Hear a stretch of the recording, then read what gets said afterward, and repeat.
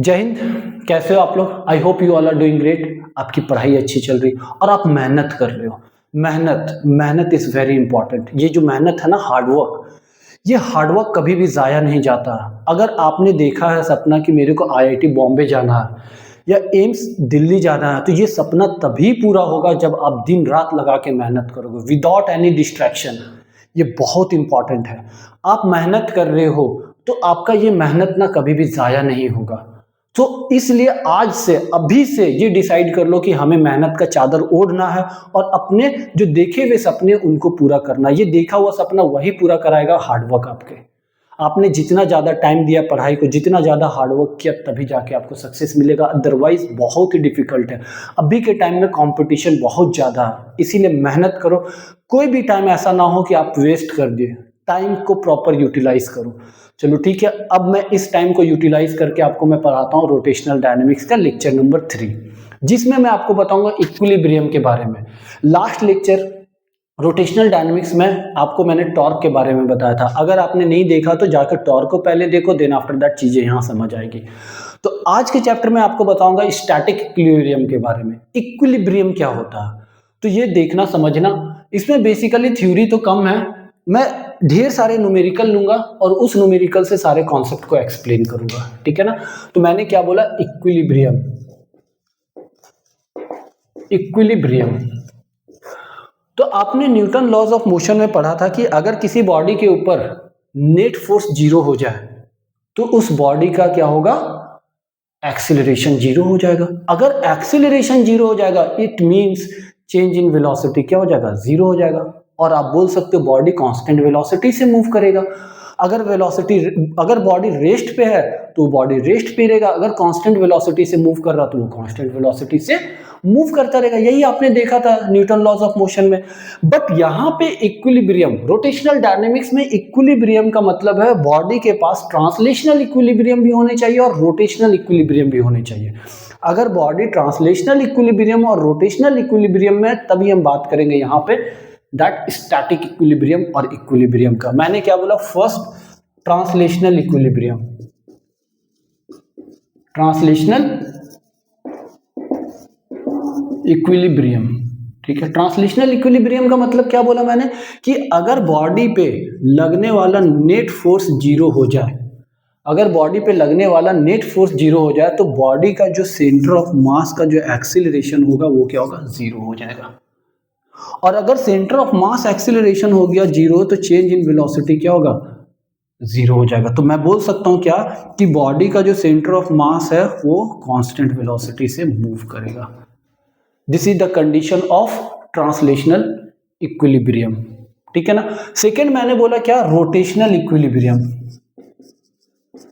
Rotational equilibrium, rotational equilibrium का मतलब क्या होता है कि अगर बॉडी पे लगने वाला टॉर्क 0 हो जाए, अगर बॉडी पे जो नेट टॉर्क लग रहा है वो 0 हो जाए तो बॉडी का एंगुलर एक्सीलरेशन क्या हो जाएगा, 0 हो जाएगा। अगर एंगुलर एक्सीलरेशन 0 हो गया तो चेंज इन एंगुलर वेलोसिटी क्या होगा, 0 हो जाएगा। मतलब मैं बोल सकता हूं एंगुलर वेलोसिटी बिकम कांस्टेंट, है ना। Initial angular velocity is equal to final angular velocity, और एंगुलर वेलोसिटी क्या हो जाएगा, कांस्टेंट हो जाएगा। These are the two condition, these are the two condition for equilibrium. Rotational dynamics में अगर कोई बॉडी इक्विलिब्रियम है तो उसके लिए दो कंडीशन होनी चाहिए। वो बॉडी ट्रांसलेशनल इक्विलिब्रियम में होना चाहिए और दूसरा रोटेशनल इक्विलिब्रियम में होना चाहिए। अब ये रोटेशनल इक्विलिब्रियम के लिए मैंने यहाँ पे लिखा टॉर्क। तो आपको लास्ट क्लास में मैंने बताया था कि टॉर्क निकालने के लिए हमें किसी पॉइंट के बाद टॉर्क निकालना होता है। तो अगर बॉडी ट्रांसलेशनल इक्विलिब्रियम में है, नेट फोर्स 0 है, तो बॉडी के किसी भी पॉइंट पे आप टॉर्क निकालो। ध्यान से सुनना, मैंने क्या बोला, मैंने बोला कि अगर बॉडी ट्रांसलेशनल इक्विलिब्रियम में, बॉडी के किसी भी पॉइंट पे आप टॉर्क निकालो, किसी भी पॉइंट पे, वो टॉर्क सेम आएगा। हर पॉइंट का टॉर्क सेम आएगा। क्लियर है मेरी बात। तो ट्रांसलेशनल इक्विलिब्रियम में इंपॉर्टेंट है कि आप किस पॉइंट के बाद टॉर्क निकाल रहे हो, वो अभी हम देखेंगे धीरे धीरे। तो these are the two condition for equilibrium. Translational equilibrium में बॉडी होनी चाहिए और रोटेशनल इक्विलिब्रियम में होनी चाहिए, तभी बॉडी स्टैटिक इक्विलिब्रियम में होगी। क्लियर है ना। This is about the equilibrium. चलो लिख लिए। अब क्वेश्चन देखते, एक एक क्वेश्चन देखते, सारे क्वेश्चन से ही सारे कॉन्सेप्ट क्लियर होता जाएगा। चलो देखते क्वेश्चन क्या है।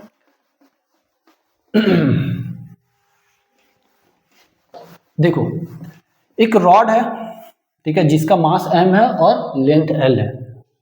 क्वेश्चन, एक रॉड है जिसका मास क्या है, m है और लेंथ l है। ये रॉड जिसका मास मैंने क्या बोला, m और लेंथ l, और जो एंड पॉइंट पे स्प्रिंग से इस तरीके से फिक्स्ड है। This point is A and B, दोनों एंड पॉइंट क्या है, स्प्रिंग से फिक्स्ड है। मास m, तो नीचे इसका वेट होगा, दैट इज mg। आपको फाइंड आउट करना tension in both string. Find tension in both string, दोनों स्ट्रिंग के टेंशन आपको बताने कितने होंगे। वीडियो को पॉज करो, सॉल्व करो। चलो देखो अब मैं बता रहा हूं, इस बॉडी का वेट नीचे लग रहा, इस थ्रेड में टेंशन होगा TA और इस TB, दोनों स्ट्रिंग के टेंशन TA एंड TB मैंने लिख दिया। अभी मैंने क्या बोला था कि सबसे पहले हमें क्या करना, बॉडी को ट्रांसलेशनल इक्विलिब्रियम में लाना है। बॉडी को क्या लाना, ट्रांसलेशनल इक्विलिब्रियम में। तो ट्रांसलेशनल इक्विलिब्रियम में मैंने क्या बोला था, नेट फोर्स क्या होना चाहिए, 0 होना चाहिए। तो बॉडी पे लगने वाला नेट फोर्स 0 होना चाहिए। देखो नीचे जो फोर्स लग रहा है उसको क्या बोलते हो, नेगेटिव बोलते हो, ऊपर जो फोर्स लग रहा है वो पॉजिटिव होता है। देखो लिखने का तरीका मैं बता रहा हूँ, नेट फोर्स, अगर किसी बॉडी में नेट फोर्स लिखा जा रहा है तो नेट फोर्स अगर 0 मैंने बोला तो नेट फोर्स का मतलब क्या, ऊपर का फोर्स को अगर पॉजिटिव बोले हो तो क्या लिखोगे, TA प्लस TB, ऊपर का पॉजिटिव और नीचे का negative, that is mg is equal to 0। Net force 0 का मतलब ये हो गया। अब मैं यहां से ये भी बोल सकता हूं क्या कि TA plus TB is equal to mg। अगर बॉडी में नेट फोर्स 0, इसका मतलब क्या, जितना नीचे फोर्स लग रहा है उतना ही फोर्स ऊपर भी होगा, नीचे का फोर्स ऊपर के फोर्स के बराबर होगा। तो मैं यहां पे बोला नेट फोर्स 0 है, it means TA plus TB is equal to mg। समझ गए ना कैसे मैंने लिखा, TA plus TB is equal to mg। Upward force is equal to downward force, क्योंकि बॉडी पे नेट फोर्स 0 हो रहा है, यहां से मैंने आपको एक्सप्लेन कर दिया है ना लिखने का। तो कभी भी मैं लिख दूं इस तरीके तो समझ जाना कि वो नीचे का फोर्स और ऊपर का फोर्स बराबर है, मतलब नेट फोर्स बॉडी पे लग रहा है वो 0 है। सेकेंड, ये तो हमने क्या किया, ट्रांसलेशनल इक्विलिब्रियम का बात करा। अब मैं रोटेशनल इक्विलिब्रियम की बात करता हूं। अब मेरे को टॉर्क फाइंड आउट करना, क्या करना, टॉर्क फाइंड आउट करना, और टॉर्क किसी पॉइंट के अबाउट फाइंड करते हैं। तो पॉइंट कोई सा भी ले लो, कोई फर्क नहीं पड़ता, लेकिन कोशिश हमारा ये रहना चाहिए कि हम उस पॉइंट को ले जहां से मैक्सिमम फोर्सेस हो, ठीक है ना। अभी बातें समझ आएगी, जहां पे मैक्सिमम फोर्सेस हो, कोशिश हमारा ये होना चाहिए। बट कहीं से भी आप टॉर्क फाइंड आउट कर सकते हो। देखो मैंने क्या करा, मैं कर रहा हूं नेट टॉर्क को 0 कर रहा हूं, किसके about, about A। Net torque को क्या कर रहा हूं, 0 कर रहा हूं। आपको मैंने लास्ट लेक्चर में बताया था कि जो फोर्स, जिस फोर्स की वजह से बॉडी क्लॉकवाइज रोटेट कर जाए, वहां पे जो टॉर्क प्रोड्यूस होगा वो टॉर्क कैसा होगा, नेगेटिव होगा। और जिस टॉर्क की वजह से बॉडी एंटी क्लॉकवाइज रोटेट कर जाए, वहां पे वो टॉर्क कैसा होगा, पॉजिटिव होगा। Clockwise negative, anti clockwise positive, ठीक है ना। तो देखो अब मैं यहां पे लिखता हूं net torque about this point, इस पॉइंट के अबाउट मैं नेट टॉर्क कैलकुलेट करना चाहता हूं। तो देखो यहां पे हमें मालूम है टॉर्क इज इक्वल टू क्या होता है, परपेंडिकुलर आर्म क्रॉस F होता है, ठीक है, या फोर्स इंटू परपेंडिकुलर डिस्टेंस, जो भी लो, दोनों में से आपको जो कंफर्टेबल लगे वो ले लो। तो मैं पॉइंट A के अबाउट टॉर्क लिखना स्टार्ट करता हूं, ठीक है ना। तो देखो TA और इसका परपेंडिकुलर डिस्टेंस 0, तो मैं यहां से क्या लिख सकता हूं, TA इंटू 0। दूसरा ये mg देखो कैसे रोटेट करेगा, इस रॉड को mg रोटेट करेगा इस तरीके से, मतलब ये कैसा रोटेशन है, क्लॉकवाइज है। और यहां से यहां तक का डिस्टेंस क्या होगा, अगर ये टोटल डिस्टेंस यहां से यहां तक L है तो ये डिस्टेंस क्या होगा, दैट इज L/2। तो देखो mg नीचे लग रहा है और परपेंडिकुलर डिस्टेंस ये है, तो this is minus of mg into L/2। अब दूसरा फोर्स कौन सा बच गया, TB देखो ये क्या कर रहा है, एंटी क्लॉकवाइज घुमा रहा है, मतलब this is plus TB into perpendicular distance. देखो TB ऊपर है और ये परपेंडिकुलर डिस्टेंस यहां से, तो ये क्या हो गया, दैट इज एल और इक्वल टू 0 कर दो। अब इसे सॉल्व करो, क्या आ जाएगा यहां से, that is TB into L is equal to M G into L by 2 आ जाएगा, यही होगा। यहां से एल से एल कैंसिल हो गया, टीबी की वैल्यू कितनी आ गई, that is M G by 2। मेरे को टेंशन इन थ्रेड बी पता लग गया। ए की बात कर लेते हैं, तो ए के लिए हमारे पास इक्वेशन नंबर 1 से देख लेते हैं, that is T A plus T B is equal to M G आया था, है ना, यही है ना, देखो तो टीबी की वैल्यू यहां पे रख दो, तो T A is equal to क्या होगा, एम जी माइनस टीबी, तो एम जी माइनस टीबी की वैल्यू कितनी है, एम जी बाई 2, इसको सॉल्व करोगे तो एम जी बाई 2 आ जाएगा, दिस इज टी ए, है ना। तो ये आ गया आपका T A and T B, tension in thread A and tension in thread B. देखिए ना किस तरीके से मैंने सॉल्व करा। चलो ठीक है, अब नेक्स्ट समझ गया, नेक्स्ट क्वेश्चन लेते हैं। बस इसी में थोड़ा सा मॉडिफिकेशन करते हैं और चीजों को और अच्छे से समझते हैं। देखो एक uniform mass distributed length rod है जिसका लेंथ एल है और मास एम है। ये रॉड है, इसकी लेंथ क्या है, एल है, और मास क्या है, एम है, ठीक है ना। ये कुछ इस तरीके से अगेन स्प्रिंग से बंधा हुआ, दिस पॉइंट इज ए, और यहां पे कुछ ये स्प्रिंग से बंधा हुआ, this point is B, and this distance is L by 4, ठीक है ना, ये एल बाई 4 है। आपको अगेन कैलकुलेट करना है tension in string A and tension in string B, find the tension in both string, same calculation करो, देखो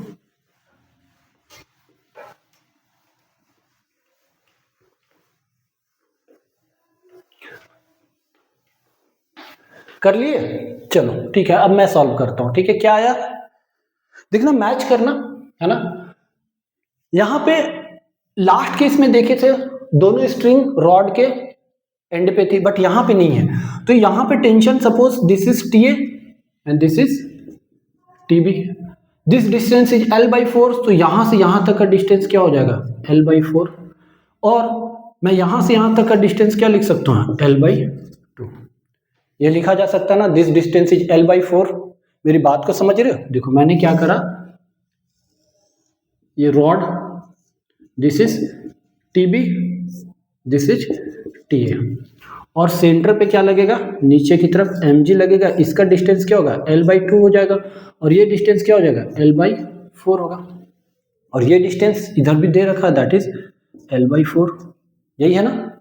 चलो अब मैं सबसे पहले मैंने क्या बोला था आपको कि सबसे पहले आप लिखो ट्रांसलेशनल इक्विलिब्रियम के बारे में, तो नेट फोर्स इसको क्या कर दो, 0 कर दो, तो नेट फोर्स 0 का मतलब क्या लिखोगे, T A plus T B is equal to M G, this is equation number 1, यही लिखोगे, T A plus T B is equal to M G. Second translational equilibrium, net force को 0 करना, net torque को 0 करना, translational equilibrium में net torque को 0 करना, तो नेट टॉर्क मैंने बोला था टॉर्क किसी पॉइंट के अबाउट हम कैलकुलेट करते हैं, तो मैंने लास्ट वाले केस में लिया था क्या, पॉइंट ए लिया था। अब मैं ले लूं पॉइंट ये एम जी सेंटर वाली, दैट इज सी, तो net torque about C is equal to 0 करता हूं इस पॉइंट के अबाउट, ठीक है ना, इस पॉइंट के अबाउट 0 करता हूं, सी के about, this is A and this is B. तो अब देखो मैंने क्या बोला था, टॉर्क नेट टॉर्क 0 करना, तो एक एक टॉर्क को कैलकुलेट करो इस पॉइंट पे, ठीक है। टेंशन ऊपर की तरफ और परपेंडिकुलर डिस्टेंस इधर, है ना, ये किधर घुमा रहा, कुछ इस तरीके से क्लॉकवाइज घुमा रहा, है ना, देखो क्लॉकवाइज घुमा रहा, तो मैं क्या लिख सकता हूं, minus T A into perpendicular distance is L by 2। दूसरा mg फोर्स है ना, mg फोर्स लग रहा है लेकिन इसका कोई परपेंडिकुलर डिस्टेंस नहीं, क्यों, क्योंकि इसी पॉइंट के अबाउट मैं टॉर्क निकाल रहा हूं, तो ये क्या हो जाएगा, प्लस mg इंटू 0, और दूसरा कौन है, टीबी देखो इधर घुमा रहा है एंटी क्लॉकवाइज डायरेक्शन में, तो this is minus of TB into perpendicular distance, किस पॉइंट के वॉट निकाल रहे हो, इस पॉइंट, फोर्स ऊपर लग रहा है और इसके बीच का perpendicular distance that is L/4, L/4 is equal to 0। अब यहां से आप क्या लिख सकते हो, दैट इज ये प्लस में होगा ना टीबी, क्यों, क्योंकि ये एंटी क्लॉकवाइज घुमा रहा, तो यहां से आप क्या लिख सकते हो, TB into L/4 is equal to TA into L/2, 2 से 2 कैंसिल, दिस इज, और L से L कैंसिल, तो TB/2 is equal to TA, यही होगा। और यहां से मैं लिख सकता हूं TB is equal to 2TA, ये आ गया relation, this is second equation, second equation put कर दो। अब मेरे को मालूम है टी और टीबी के बीच का रिलेशन, तो टीबी के जगह पे मैं लिख देता हूं 2TA, तो फ्रॉम 1 एंड 2, टीबी के जगह पे this is TA plus 2TA is equal to mg, देखो यहां से, तो ये क्या हो जाएगा 3TA is equal to mg, और TA की वैल्यू कितनी आ जाएगी mg/3। मेरे को टेंशन इन स्ट्रिंग ए पता लग गया। अब स्ट्रिंग बी के लिए टेंशन चाहिए, टीबी चाहिए, तो टीबी के लिए क्या लिखोगे, फ्रॉम 2 एंड 3, दिस इज 3, 2 और 3 से क्या लिख सकते हो, TB is equal to TA की value 2 into mg/3, that is 2/3 mg, ये आ गया, आपको TA और TB की वैल्यू पता लग गया, है ना। तो इस तरीके से हम क्या करेंगे, एंटी क्लॉकवाइज और क्लॉकवाइज टॉर्क को देखेंगे और साइन को लिखेंगे। देखो लिख लो इसे, फिर एक मैं थोड़ा शॉर्टकट इसकी बताता हूं, लिख लिए, चलो देखो यहां पे मैंने क्या लिखा था, अगर यहां पे ध्यान दो तो मैंने टॉर्क अबाउट पॉइंट C, है ना, जहां पे वेट लग रहा, इस C के अबाउट मैंने टॉर्क निकाला था, और मैंने क्या लिखा था कि इस फोर्स के वजह से ये रॉड किधर रोटेट कर रहा क्लॉकवाइज, तो मैंने इसको नेगेटिव बोल दिया था, और ये एंटी क्लॉकवाइज, तो इसे पॉजिटिव, इस टॉर्क को नेगेटिव, इस टॉर्क को पॉजिटिव, यही मैंने लिखा था। और नेट टॉर्क को जीरो करना, तो याद रखना अगर किसी पॉइंट के अबाउट निकाल रहे हो टॉर्क, तो ऐसा भी कर सकते हो, क्या कर सकते हो, torque clockwise is equal to torque anti clockwise, ये भी कॉन्सेप्ट यूज कर सकते हो, है ना। टॉर्क क्लॉकवाइज, जितने टॉर्क क्लॉकवाइज प्रोड्यूस करेंगे, अगर नेट टॉर्क जीरो निकाल रहे हो तो जितने टॉर्क क्लॉकवाइज होंगे और उतने ही एंटी क्लॉकवाइज के बराबर होंगे। इसका मतलब क्या, मैं यहां पे लिख सकता हूं क्या, क्लॉकवाइज में देखो कौन सा है, that is TA into L/2, देखो यही है ना क्लॉकवाइज। एंटी क्लॉकवाइज में क्या है, that is TB into L/4, तो ये 2 से 2 कैंसिल, L से L cancel, this is TA is equal to TB/2, और TB is equal to 2TA। देखो सेम रिलेशन आया यहाँ पे, देखो है ना, यही रिलेशन था ना, TB is equal to 2TA आ गया। तो आप ये इस तरीके से करो या इस तरीके से, आपकी कन्वीनियंट के अकॉर्डिंग, आप जैसा कंफर्टेबल फील करो, किसी पॉइंट को पकड़ लो, वहां पे क्या करो, नेट टॉर्क निकाल दो, या सारे को देख लो, clockwise anti clockwise, clockwise equal to anti clockwise torque कर दो, ठीक है। जैसे नेट फोर्स के लिए मैंने बताया था ना, upward force is equal to downward force, या rightward force is equal to leftward force, ऐसा ही यहां पे भी करोगे, ठीक है। चलो हटा दे रहा हूं, चलो अब देखो एक मैं क्वेश्चन करवा रहा हूं, है ना, जो जेई 2020 में क्वेश्चन आया हुआ था, IIT जेई 2020 के क्वेश्चन है,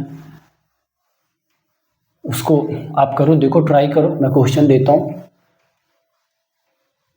क्वेश्चन क्या था कि एक फिगर दे रखा है, ठीक है, अभी मैं फिगर बना देता हूं, और उस फिगर में एक रॉड था जिसका लेंथ 1 मीटर था, और आपको उस पे मास जो डिस्ट्रीब्यूटेड थे वो कुछ इस तरीके से थे। मैं लिखता हूं क्वेश्चन,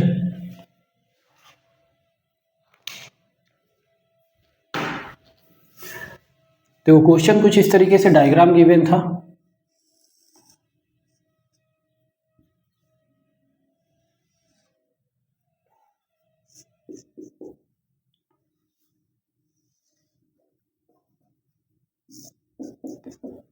ये this and is A and this is B,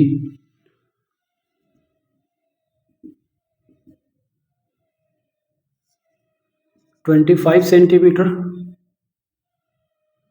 और ये 50 सेंटीमीटर, 75 सेंटीमीटर, और ये 100 सेंटीमीटर, कुछ इस तरीके से रॉड का लेंथ, और यहां से 0 से स्टार्ट किया हुआ था, ठीक है, रॉड का मास m दे रखा था और इस पॉइंट पे 2m मास को सस्पेंड करा था।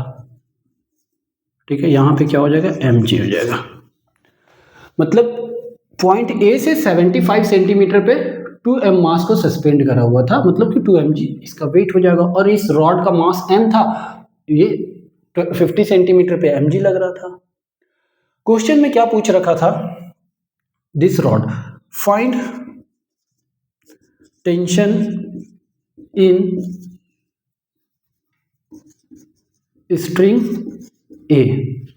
ठीक है, फाइंड टेंशन इन स्ट्रिंग ए, ये पूछ रखा था। और ऑप्शन भी आपको दे रखा था। ऑप्शन क्या दे रखा था, ए में दे रखा था 0.5 mg, बी में दे रखा था 0.75 mg, सी में दे रखा था दिस इज 0.1 mg और डी में दे रखा था 2 mg। ठीक है ना, ये क्वेश्चन है आपका 2020 का। ठीक है, IIT JEE 2020 का है ना, मेंस का क्वेश्चन है।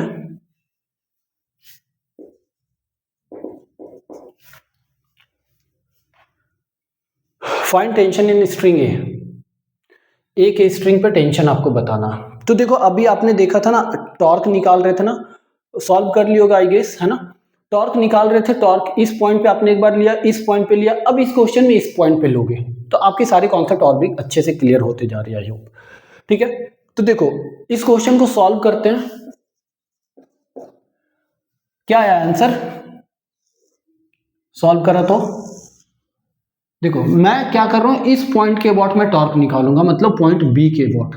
तो देखो यहां पे लग रहा है क्या 2 mg और यहां पे लग रहा है mg और यहां पे लग रहा है दैट इज TA और यहां पे लग रहा है दैट इज TB, यही होगा, है ना। और अगर मैं बात करूं तो ये डिस्टेंस ये कितना होगा, 75 डिवाइडेड 75 से 100 centimetre, this is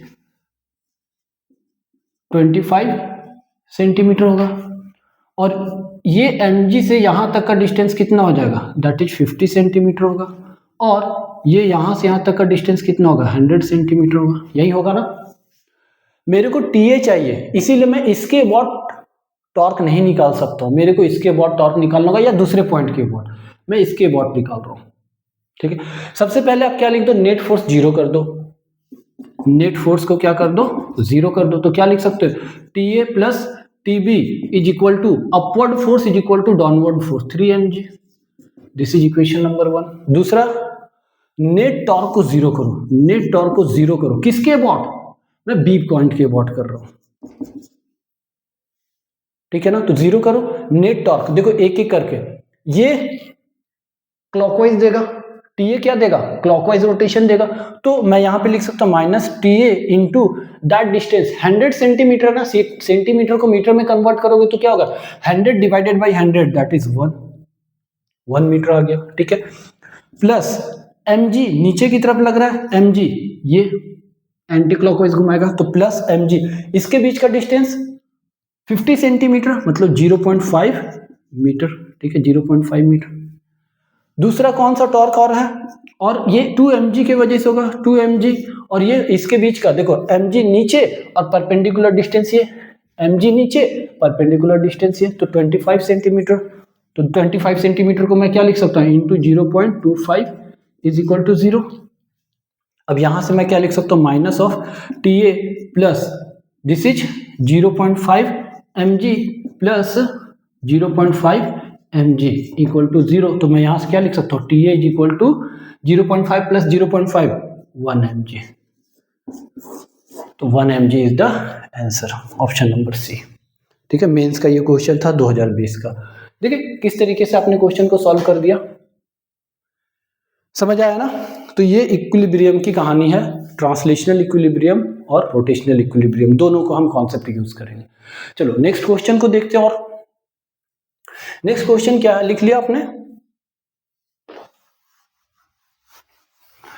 next question ये है कि एक स्फीयर है, ठीक है ना, जिसका मास m है और रेडियस r है। जो इंक्लाइंड प्लेन पे किसी स्ट्रिंग से फिक्स है, ठीक है, कुछ इस तरीके की कहानी है। इंक्लाइंड प्लेन एंगल थीटा, ये एक स्फीयर है जिसकी मास m है और रेडियस r है ना। इसको मैंने क्या करा, स्ट्रिंग से ऐसा बांध रखा और ये रफ सरफेस पे, किस पे, रफ सरफेस पे। आपको फाइंड आउट करना है, क्या क्या फाइंड आउट करना है, क्वेश्चन समझ गए ना। एक स्फीयर है जिसकी मास m है, जिसका रेडियस r है, उसको मैंने क्या करा, एक स्ट्रिंग से बांध रखा फिक्स पॉइंट से, और वो रफ सरफेस है। ये सरफेस क्या है, रफ है। आपको फाइंड आउट क्या क्या करना, फाइंड टेंशन इन स्ट्रिंग, दूसरा friction between sphere and inclined surface,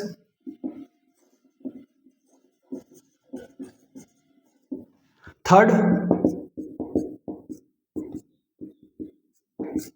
normal. ठीक है, ये तीन चीजें आपको फाइंड आउट करनी है।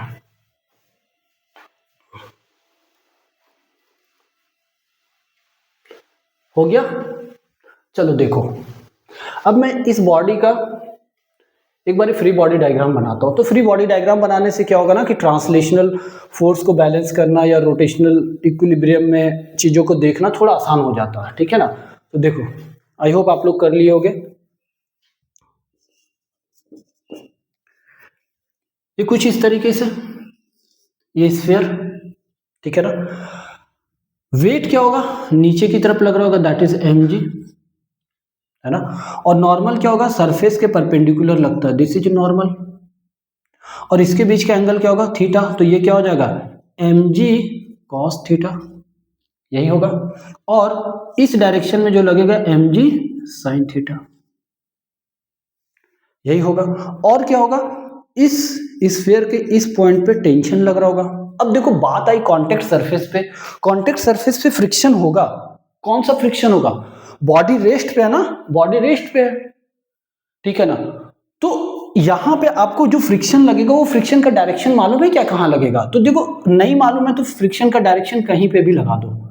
अगर आपने फ्रिक्शन का डायरेक्शन लगाया व्हाइल सॉल्विंग, वो अगर पॉजिटिव वैल्यू आता तो जो डायरेक्शन आपने लिया वो सही है, अगर नेगेटिव आ गया तो डायरेक्शन उल्टा होगा। तो मैं यहां पे लगा देता हूं, दैट इज फ्रिक्शन, ठीक है। This centre point is O। अब मेरे को क्या क्या चाहिए, सारे चीज मैंने कर लिए, लिख लिए सब कुछ, ठीक है। अब मैं यहां पे नेट फोर्स को जीरो करता हूं, net force is equal to 0। तो नेट फोर्स जीरो करो। अगर देखोगे इस डायरेक्शन में, अगर एक्स एक्सिस के लॉन्ग देखो, ये वाई एक्सिस ले लो, तो एक्स एक्सिस के लॉन्ग क्या मिल जाएगा आपको, T प्लस एफ आर, मतलब टॉर्क प्लस फ्रिक्शन, वो किसके बराबर होगा, mg साइन थीटा के बराबर होगा। दूसरा क्या होगा, नॉर्मल किसके बराबर होगा, normal is equal to mg cos theta. तो देखो, नॉर्मल का वैल्यू मेरे को मिल गया, नॉर्मल पूछा था ना, नॉर्मल मेरे पास आ गया। अब मेरे को जहां पे टेंशन और फ्रिक्शन, यहां पे टेंशन और फ्रिक्शन दोनों मेरे को नहीं पता, ठीक है ना। तो दोनों नहीं पता, दोनों के लिए अब मेरे को क्या करना होगा, सेकेंड रोटेशनल इक्विलिब्रियम की बात कर लेते हैं।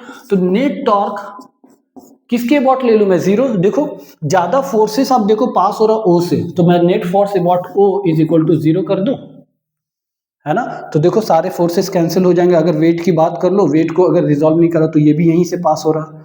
अगर आप देखो, mg साइन थीटा यहीं से पास हो रहा है, mg कॉस थीटा यहीं से पास हो रहा, और नॉर्मल भी यहीं से पास हो रहा, तो तीनों का तो परपेंडिकुलर डिस्टेंस है ही नहीं, तो टॉर्क ये सब प्रोड्यूस ही नहीं कर पाएंगे। टॉर्क कौन कौन प्रोड्यूस करेगा, एफ आर, फ्रिक्शन, इधर फ्रिक्शन लग रहा है, परपेंडिकुलर डिस्टेंस ये है, टेंशन इधर लग रहा है, परपेंडिकुलर डिस्टेंस नीचे की तरफ है ना। तो रेडियस आर है, तो मैं लिख सकता हूं क्या, देखो यहां से मैं लिख सकता हूं कि दैट इज टी टेंशन और perpendicular distance R is equal to friction into perpendicular distance R R का दिया, टेंशन किसके बराबर होगा, फ्रिक्शन के बराबर होगा। तो मैं इस इक्वेशन पे पुट कर दूं ये वाला वैल्यू, तो मैं लिख सकता हूं T plus T is equal to mg sine theta. तो मेरे को क्या मिल जाएगा, 2t is equal to mg sine theta, और टेंशन इज इक्वल टू क्या हो जाएगा, mg/2 साइन थीटा, और ये फ्रिक्शन के बराबर होगा। फ्रिक्शन की वैल्यू यही हो जाएगी, that is 1/2 mg sine theta. समझ आया? तो ये हो गया आपका फ्रिक्शन और टेंशन और नॉर्मल, सारा कुछ निकल गया। देखिए किस तरीके से इक्विलिब्रियम का कॉन्सेप्ट को हम यूज करके यहाँ पे फाइंड आउट कर सकते हैं। नाउ नेक्स्ट क्वेश्चन की ओर चलते हैं। देखो अब मैं एक नया कॉन्सेप्ट को इंट्रोड्यूस करूंगा, ठीक है? आप लोग अभी तक पढ़े हो ना, हटा दे रहा हूं, अभी तक आप लोग पढ़े थे ना कि नॉर्मल, जब भी नॉर्मल की बात होती थी तो नॉर्मल का मतलब क्या होता था? नॉर्मल का मतलब होता है कि जब कोई दो बॉडी आपस में कांटेक्ट में आ जाते हैं तो उनके बीच में नॉर्मल लगता है। जैसे जैसे मान लो अगर मैं अभी खड़ा हूं, ठीक है ना, तो मेरे को धरती माँ बुला रही है, ठीक है, नीचे की तरफ, लेकिन मैं जा नहीं रहा हूं। क्यों नहीं जा रहा हूं? क्योंकि सरफेस क्या कर रहा है, जितना फोर्स अर्थ मेरे को लगा के खींच रही है उतना ही फोर्स सरफेस मेरे को ऊपर की तरफ दे रहा। तो ये जो सरफेस मेरे कांटेक्ट होते ही सरफेस ने जो फोर्स दिया ऊपर की तरफ, that force is called normal force. मतलब दो सरफेस अगर कांटेक्ट में आ जाए तो उनके बीच में क्या लगेगा? नॉर्मल लगेगा।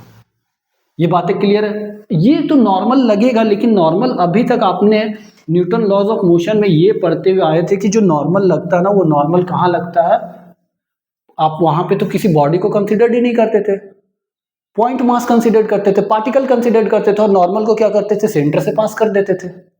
बट एक्चुअल में नॉर्मल कभी भी किसी पर्टिकुलर फिक्स पॉइंट है ही नहीं कि वो सेंटर पे ही लगेगा। अलग अलग कंडीशन में नॉर्मल की पोजीशन क्या होती है? चेंज होती है। तो चलो उसी कॉन्सेप्ट पे हम एक क्वेश्चन देखते हैं, क्वेश्चन से चीजें समझ आ जाएगी। क्वेश्चन है कि एक क्यूब है जिसका मास m है और जिसका साइड a है, जो रफ सरफेस पे क्या कर रहा? मूव कर रहा। तो आपको क्या करना? फाइंड करना, find position of normal from centre of mass of body so that body move without toppling, ठीक है ना? बॉडी मूव कैसे करे? बिना किसी टॉपलिंग के। टॉपलिंग का मतलब क्या होता है ना, जैसे मान लो किसी चीज को मैं धक्का लगा रहा हूं, ठीक है ना, और मेरे फोर्स की वजह से वो बॉडी क्या कर जाए? रोटेशनल इफेक्ट क्रिएट कर दे, है ना? यहां पे बोल रखा है, क्या बोल रखा है कि ये बॉडी मूव कर रहा है और फ्रिक्शन, ठीक है, देखते हैं सॉल्यूशन, ठीक है। फ्रिक्शन किधर लग रहा है? इधर, और ये सेंटर साइड कितना ए है, तो ये डिस्टेंस क्या हो जाएगा? a/2। तो इस फ्रिक्शन की वजह से क्या होगा? बॉडी में टॉर्क प्रोड्यूस होगा, और टॉर्क की वजह से बॉडी इस तरीके से क्या होगा? टॉपल कर जाएगा, है ना, इस तरीके से उड़ जाएगा। अगर बॉडी को विदाउट टॉपलिंग ट्रैवल करना, विदाउट टॉपलिंग मूव करना है, तो क्या करना होगा? एक इधर से एंटी क्लॉकवाइज टॉर्क भी आनी चाहिए ना, तभी तो इस टॉर्क को ये टॉर्क बैलेंस करेगा। मेरी बात को समझ पा रहे हो? तो ये टॉर्क कौन प्रोड्यूस करेगा? यहां तो फ्रिक्शन है और तो कोई फोर्स नहीं लग रहा, और जो वेट होगा, वेट तो सेंटर से पास करेगा, वेट mg, ये तो टॉर्क प्रोड्यूस ही नहीं कर सकता। तो नॉर्मल को क्या करना होगा? नॉर्मल को शिफ्ट होना होगा, और नॉर्मल ही वो टॉर्क प्रोड्यूस करेगा और इसे बैलेंस करेगा, जिसके वजह से क्या होगा? बिना टॉपलिंग के ही वो चलेगा। क्लियर है मेरी बात? तो देखो कहां पोजीशन लगेगी। सपोज मान लेता हूं मैं नॉर्मल यहां पे लग रहा, और ये डिस्टेंस x है, यही पूछा ये डिस्टेंस कितना होगा। चलो देखते हैं। तो मैंने क्या बोला कि यहां पे आप क्या करो? नेट फोर्स को बैलेंस कर दिए, then after that net torque को बैलेंस कर दो। तो नेट टॉर्क को बैलेंस कर देते हैं, बॉडी टॉपल नहीं करेगी। तो मैं बोल सकता हूं क्या कि net torque about this point O, net torque about O को 0 कर दो, ठीक है। तो देखो फ्रिक्शन इधर लग रहा और परपेंडिकुलर डिस्टेंस ये, तो मैं क्या लिख सकता हूं? That is minus of friction into perpendicular distance is a/2, ये हो गया। और यहां पे नॉर्मल ऊपर की तरफ, perpendicular distance x plus normal into perpendicular distance x is equal to 0। तो यहां से आप लिख सकते हो क्या? Normal into x is equal to friction into a/2, ये लिख सकते हो। फ्रिक्शन को क्या लिख सकते हो? Mu into N into a/2, this is n into X. तो n से n कैंसिल हो गया, x इज इक्वल टू क्या आया?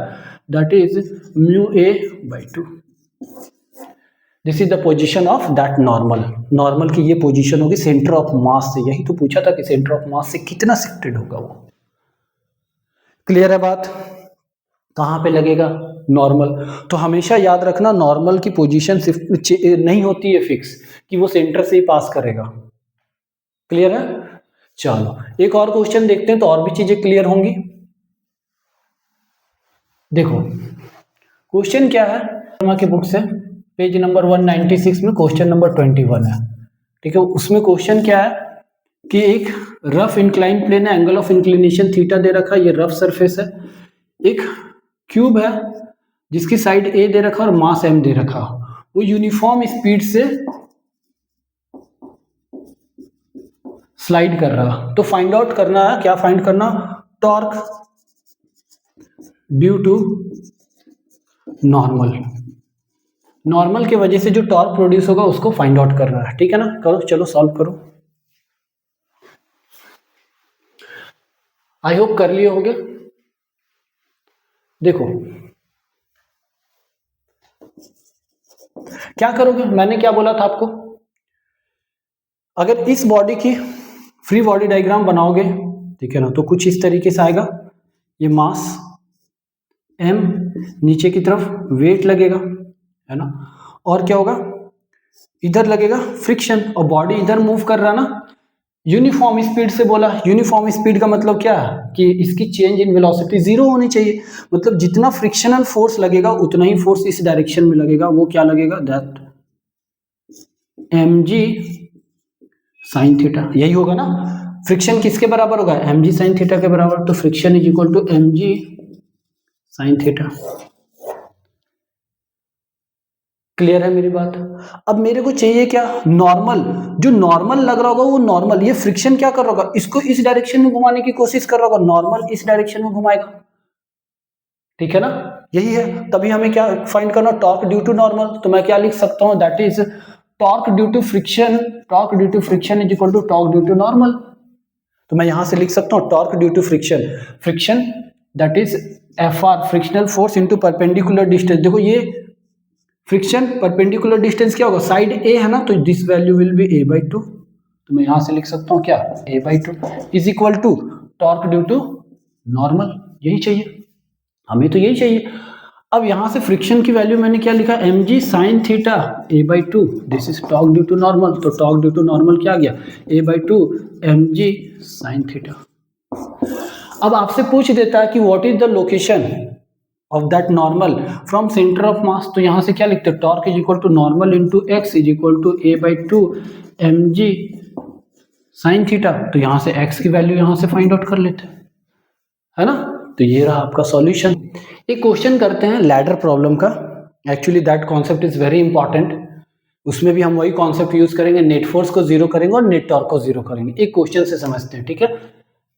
सर एससी वर्मा की बुक से एक क्वेश्चन लिया हुआ है, ठीक है? क्वेश्चन नंबर 41 एक्सरसाइज का पेज नंबर आपको मिल जाएगा 197। उसमें क्या दे रखा है कि एक स्मूथ वॉल है और एक रफ सरफेस है। कैसा सरफेस है? रफ सरफेस, जिसपे एक लैडर रखा हुआ। लैडर का मतलब सीढ़ी। आपने सीढ़ी देखा होगा, बैम्बू की सीढ़ी आती है ना, या एल्युमिनियम की सीढ़ी आती है, जिसमें इलेक्ट्रिशियन वगैरह जो यूज करते हैं ना, घर पे कुछ सामान को उतारने के लिए आपने लगा दिया, या किसी भी किराना स्टोर में जाओ वहां पे लगा करके सामान निकालते ना, ये वाला। और ये जो लैडर है ना, लैडर का जो लेंथ दे रखा है, लेंथ ऑफ लैडर, वो दे रखा 10 मीटर। मतलब इसकी लेंथ कितनी है? 10 मीटर। और ये वर्टिकल से जो एंगल बना रहा है ना, 37 डिग्री बना रहा। मतलब मैं बोल सकता हूँ ये हॉरिजॉन्टल से 53 बना रहा होगा। ये 37 आपको दे रखा है। दूसरा मास ऑफ लैडर जो दे रखा, मास ऑफ लैडर जो दे रखा है वो दे रखा है दैट इज 16 kg, है ना? और क्या दे रखा है कि ये सरफेस रफ है, ये स्मूथ है। अब बोल रखा है कि एक इलेक्ट्रिशियन है जो चढ़ता है, इस पे क्लाइंब करता है, चढ़ता हुआ कहाँ जाता है? 8 मीटर से, बॉटम से लेकर के 8 मीटर जाता है और वो काम करता है, ठीक है ना? और उस इलेक्ट्रिशियन का मास दे रखा, मास ऑफ दैट पर्सन जो दे रखा है, इलेक्ट्रिशियन का दे रखा है, वो कितना दे रखा है? 60 kg दे रखा है। और वो कितने दूर तक जाता है? वो क्लाइंब करता है 8 मीटर तक करता है। अब क्वेश्चन में पूछा का find normal and friction offered by surface. ये सरफेस कितना नॉर्मल और फ्रिक्शन ऑफर करता है and also calculate minimum coefficient of friction. Minimum coefficient of friction को कैलकुलेट करने बोला। तो देखो सॉल्व करते एक एक करके। ये लैडर कितना लेंथ है 10 मीटर का, ठीक है। तो इसका वेट जो लग रहा होगा दैट इज कितना 16g। वो कितने डिस्टेंस पे लग रहा होगा दैट इज 5 मीटर पे, यही हो रहा होगा। दूसरा वो पर्सन खड़ा कहाँ पे 8 मीटर नीचे से, कितना दूर पे 8 मीटर पे, तो इसका वेट नीचे लग रहा होगा दैट इज 60g। और ये दीवार पे रेस्ट किया हुआ ना, तो दीवार इसके ऊपर नॉर्मल लगा रहा होगा, दिस इज नॉर्मल। मान लेते दिस इज सेकेंड पॉइंट, तो दिस इज नॉर्मल 2।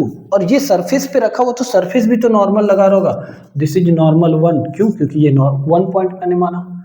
और ये जो लैडर है वो पीछे ना खिसके, इसीलिए यहाँ पे क्या लग रहा होगा फ्रिक्शन लग रहा होगा। This is the condition. इतने सारे चीज लग रहे होंगे। अब मैं क्या कर रहा हूं नेट फोर्स को जीरो कर रहा हूं। क्या कर रहा हूं नेट फोर्स को जीरो कर रहा हूं। तो नेट फोर्स देखो N2 इधर लग रहा है और फ्रिक्शन इधर लग रहा, तो मैं लिख सकता हूं क्या N2 किसके बराबर होगा फ्रिक्शन के बराबर होगा। और क्या डाउनवर्ड फोर्स अपवर्ड फोर्स के बराबर होगा। तो डाउनवर्ड फोर्स देखो कौन कौन सा लग रहा, डाउनवर्ड फोर्स में 16g लग रहा और 60g लग रहा, अपवर्ड में N1 लग रहा, ये N1 है ना। तो मैं लिख सकता हूं क्या N1 is equal to 16g plus 60g, और ये कितना हो जाएगा 76g।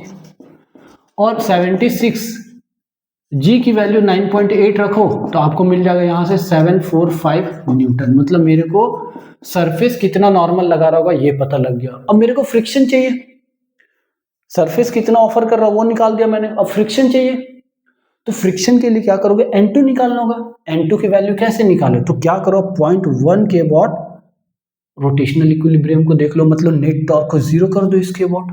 तो मैं लिख सकता हूं क्या net torque about 1 is equal to 0।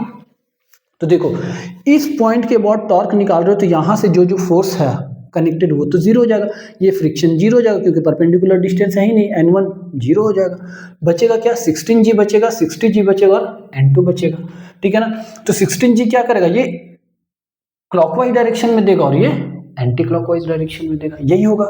तो चलो निकालो। देखो सबसे पहले मैं N2 into perpendicular distance, N2 इधर लग रहा, परपेंडिकुलर डिस्टेंस क्या होगा ये वाला पार्ट होगा, ये है ना। अब एक चीज और ध्यान दो, अगर मान लो मेरे पास ये ट्रायंगल है, this angle is theta and this is 90 degree, तो this is hypotenuse, this is perpendicular, this is base. तो मैं क्या लिख सकता हूँ sine theta is equal to perpendicular upon hypotenuse, तो perpendicular is equal to hypotenuse into sine theta लिख सकता हूँ। मतलब मैं परपेंडिकुलर के जगह पे h इंटू साइन थीटा लिख दूं तो कोई दिक्कत नहीं है। दूसरी बात cos theta is equal to क्या लिखते हो बेस अपॉन हाइपोटेनियस, तो बेस इज इक्वल टू क्या लिख सकते हो base is equal to h into cos theta लिखा जा सकता। तो बेस के जगह पे मैं h cos थीटा लिख दूं तो कोई हैरानी वाली बात नहीं होनी चाहिए, ठीक है ना। चलो देखो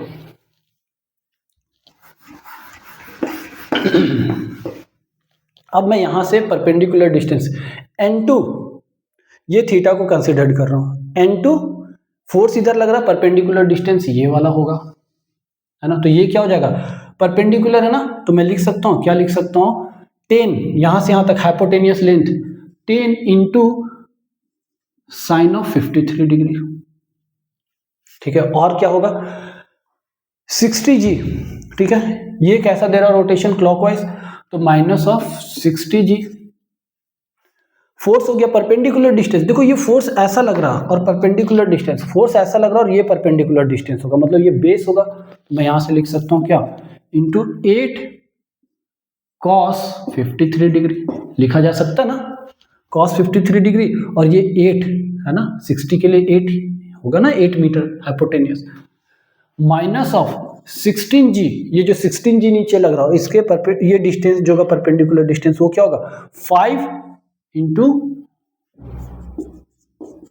कॉस ऑफ 53 डिग्री, और ये क्या होगा 0 हो जाएगा। अब एक एक करके उधर ले जाओ, दैट इज क्या हो जाएगा n2 into 10 into sine 53 is equal to 60g into 8 into cos 53 plus 16g into 5 cos 53, यही होगा। वैल्यू पुट करो, that is n2 into 10 sine 53 degree is equal to 4/5 is equal to 60g into 8 into cos 53 degree is equal to 3/5 plus 16g into 5 that is 3/5।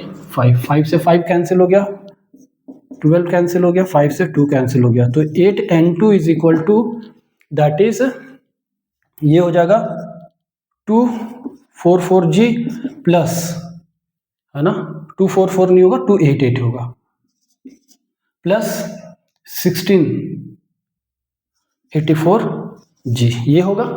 Then इसको solve करोगे तो ये कितना आ जाएगा, that is 336g is equal to 8n2। अब इसे solve करोगे, ये डिवाइड करोगे तो दैट इज 42g, तो n2 की वैल्यू इसको पुट कर दो 42 इंटू 9.8, तो ये कितना आ जाएगा, दैट इज 412 न्यूटन। n2 की वैल्यू कितनी आ गई 412 न्यूटन, मतलब मेरे को फ्रिक्शन पता लग गया, फ्रिक्शन कितना लग रहा होगा 412 न्यूटन। फ्रिक्शन भी आ गया, कितना सरफेस ऑफर कर रहा। Then after that last question पूछा था मिनिमम कोफिशिएंट ऑफ फ्रिक्शन, तो मिनिमम कोफिशिएंट ऑफ फ्रिक्शन यहाँ पे जो फ्रिक्शन लग रहा होगा मिनिमम वो पूछ रखा, तो मेरे को मालूम है फ्रिक्शन इज इक्वल टू क्या होता है म्यू इंटू 1, तो कौन सा n1, तो यहाँ पे n1 पुट करो। फ्रिक्शन की वैल्यू कितनी है 412 is equal to mu into n1 कितना आया है, n1 745, तो यहाँ से म्यू की वैल्यू आ जाएगी 412 डिवाइडेड बाई 74145, तो इसकी वैल्यू आ जाएगी 0.553, है ना। तो म्यू की वैल्यू कितनी आ गई, म्यू की वैल्यू आ गई 0.553।